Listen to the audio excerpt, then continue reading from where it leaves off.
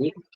Assalamualaikum warahmatullahi wabarakatuh. Perkenalkan, nama saya Fahri Muhammad Putra. Saya dari DFHT dengan NRP 0653. Jadi bisa.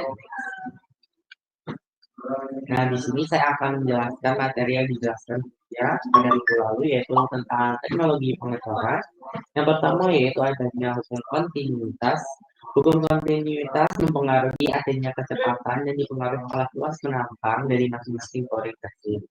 Nah, sesuai dengan rumus di bawah, yaitu luas penampang pertama itu sebanding dengan kecepatan pada titik pertama, dan begitu pula dengan luas penampang yang kedua, yaitu sebanding dengan kecepatan pada titik yang kedua.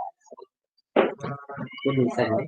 Nah, kemudian selanjutnya ini ada tipe aliran yang dimana yang aliran pertama itu ada steady flow. Steady flow sendiri ini yaitu variabel aliran di sembarang titik, yaitu tidak akan berubah atau konstan seiring dengan berjalannya waktu. Seperti yang kita lihat pada gambar bahwa aliran turbulen itu dengan aliran laminar itu tidak akan mengalami perubahan, yaitu dia akan konstan. Selanjutnya ada steady flow yang dimana variabel alirannya itu akan berubah sesuai dengan berjalannya waktu. Pada gambar sendiri kita lihat bahwa turbulen dan laminar itu akan mengalami penurunan seiring dengan berjalannya waktu seperti itu. Jadi next. Selanjutnya ada uniform flow. Nah, uniform flow sendiri ini yaitu variabel aliran tidak berubah dari satu titik ke titik yang lain, di mana ini terpacu oleh dua titik dan aliran tersebut di antara dua titik tersebut itu tidak akan berubah dan akan berjalan secara konstan.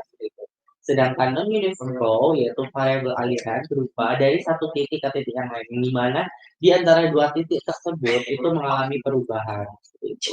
Ini bisa dilihat. Nah, selanjutnya ada sifat aliran. Yang pertama yaitu adalah laminar. Laminar sendiri memiliki Reynolds number di bawah 2300. Kemudian ada transisional. Transisional ini antara laminar dan turbulen, seperti itu fase di antara laminar dan turbulen. Dan fase transisional ini memiliki Reynolds number di antara 2300 sampai 4000. Kemudian yang terakhir ada turbulen yang dimana memiliki random number di atas 4000 seperti itu. Ini bisa di next. Kemudian ada materi selanjutnya itu pembentukan cetakan atau pattern allowance. Nah, sebelumnya kita jelasin dulu cetakan yaitu sebuah rongga yang dipersiapkan sebagai tempat logam cair tersolidifikasi yang berdimensi hampir sama dengan benda akhir. Nah, cetakan ini dibuat dengan menggunakan pola atau pattern dari benda cor. Kemudian pattern dibuat menyerupai benda kerja yang sudah ditentukan. Gitu. Kemudian ada pola yaitu replika dari objek yang akan kita buat dengan beberapa penambahan modifikasi, diantaranya pattern allowance, penambahan port, dan juga pengerjaan detailing seperti itu. Nah, berikutnya ada karakteristik ideal untuk material pola yang dimana yang pertama yaitu mudah dikerjakan dan memiliki bentuk yang baik, kemudian ringan, kuat, keras dan tahan lama, tahan abrasi dan gesekan, tahan korosi dan reaksi kimia, memiliki dimensi yang stabil dan tidak terpengaruh oleh temperatur dan kelembapan, kemudian murah seperti itu. Nah, di sini ada tabel material, bisa kita lihat di tabel tersebut bahwa materialnya memiliki excellent, nilai excellent, dan good, fair, dan poor. Kita lihat bahwa wood memiliki nilai excellent paling banyak di antara material-material yang lain. Nah, ini tabel life cycle material atau tabel beberapa lama material tersebut yang akan digunakan. Seperti itu, bahwa kita lihat di tabel tersebut bahwa yang paling rendah itu ada softwood, di mana memiliki core 150, kemudian disusul dengan hardwood dengan penguatan metal. Setelah itu ada hardwood sendiri, kemudian ada aluminium, plastik, dan yang terakhir ada besi bronze atau pentyre. Selanjutnya, selanjutnya ada allowance atau toleransi. Yang pertama ada stringent allowance, machining allowance, draft allowance, distortion allowance, shaking or wrapping allowance. Nah, untuk strain case allowance sendiri, yaitu toleransi yang harus ditambahkan karena adanya proses penyusutan saat proses penurunan temperatur dari temperatur penuangan sampai dengan temperatur aman. Jadi, dalam cetakan tersebut, kita harus menambahkan beberapa toleransi karena mengapa harus ditambahkan? Karena nanti adanya proses penyusutan saat penurunan temperatur tersebut, sehingga cetakan tersebut akan mengalami perubahan dari volume liquidnya itu yang dituangkan seperti itu. Next. Nah, kemudian ada liquid shrinkage. Nah, ini pengecilan volume ketika berubah dari kondisi liquid menjadi kondisi solid di temperatur solidus. Penyusutan volume ini bisa disiasati dengan penambahan bagian tambahan yang disediakan oleh riser. Nah, di mana pada liquid shrinkage ini adalah proses dari kondisi liquid menjadi kondisi solid dan perubahannya itu terjadi pada temperatur solidus, yaitu pada temperatur 1240 derajat Celcius, di mana pada temperatur tersebut logam yang akan kita cetak atau kita itu akan mengalami pengerasan atau akan berubah menjadi fase solid seperti itu. Nah, bisa kita lihat pada gambar, seperti yang kita lihat bahwa uh, volume dari uh, logam cair tersebut akan mengalami penyusutan karena uh, karena akan berubah menjadi solid seperti itu. Next.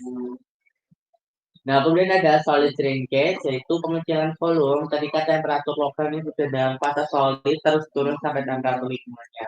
Nah, di sini seperti yang kita tahu bahwa kita menjadi solid, volume logam tersebut itu akan menurun sehingga apa namanya biasanya yang kering terlebih, yang lama keringnya itu pada bagian tengah. Seperti yang pada gambar kita lihat bahwa bagian tengah itu paling lama mengeras seperti itu. Nah, biasanya uh, volume ini, proses solid shrinkage ini itu akan berubah sesuai dengan temperatur lingkungannya seperti itu. Seperti yang kita lihat di gambar, kita lihat bahwa di tengah itu masih ada merahnya, itu menunjukkan bahwa logam cair tersebut belum mengeras, sedangkan yang di sekelilingnya itu sudah mengeras seperti itu. Next. Nah, ini kita masuk contoh soal. Saya ambil contoh soal yang dari materi fluid ya pada minggu lalu. Yang pertama itu ada nomor satu, yaitu ada the next thing shown in fig 3.3a is to be made in plain carbon steel using a wooden pattern.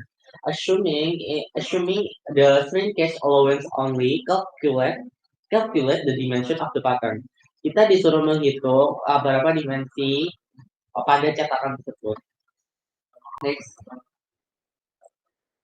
Nah, di sini kita tahu bahwa tabel sesuai dengan soal yang sebelumnya bahwa plain carbon steel shrinkage allowance-nya yaitu sebesar 21. Maka nanti kita akan menggunakan 21 tersebut.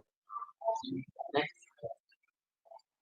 Nah, di sini kita kan tahu tadi dari tabel bahwa shrinkage allowance-nya dari wooden pattern yang plain carbon steel tadi itu sebesar 21, maka kita bisa menghitung untuk dimensi yang 200 sendiri itu 200 dikali 21,0 yang tadi sesuai dengan tabel, kemudian kita bagi 1000 sehingga mendapatkan hasil 4,20. Nah, hasil 4,20 ini kita tambahkan dengan ukuran awal dari cetakan tersebut, sehingga 200 tambah 4,20 menjadi 204,20 seperti itu. Kemudian ada dimensi yang 150, kita lihat bahwa 150 dikali 21 dibagi 1000 menghasilkan 3,15 atau kita bulatkan menjadi 3,20. Sehingga bisa kita tambahkan 150 ditambah dengan 3,20 sehingga menjadi 153,20. Kemudian ada dimensi 100, yaitu caranya sama, 100 dikali dengan 21 dibagi 1000, kemudian ketemu hasilnya 2,10. Ini kita tambahkan jadi 102,1. Nah, kemudian untuk dimensi yang terakhir yang dimana ini adalah lebar atau diameter lubang, yaitu 80. Nah, di situ ada kesalahan bahwa seharusnya logam itu mengalami penyusutan sehingga bukan ditambah melainkan dikurangi. Sehingga nanti hasilnya yaitu 80 kali 21,0 dibagi 1000 yaitu sama dengan 1,68 atau kita bulatkan menjadi 1,7. Nah, yang sebelumnya kan karena mengalami penyusutan ya kan. Jadi ini seharusnya kita kurangi sehingga hasil akhirnya yaitu 80 dikurangi 1,70 sehingga mendapatkan hasil 78,3 untuk besarnya akar yang bagian tengahnya. Seperti itu. Next. Nah, mungkin dari itu saja yang dapat saya sampaikan pada presentasi saya kali ini. Saya menjelaskan sesuai dengan uh, paham saya apa yang dijelaskan poinnya pada minggu lalu seperti itu. Saya mohon maaf apabila ada salah kata atau bahasa. Sekian dari saya. Wassalamualaikum warahmatullahi wabarakatuh.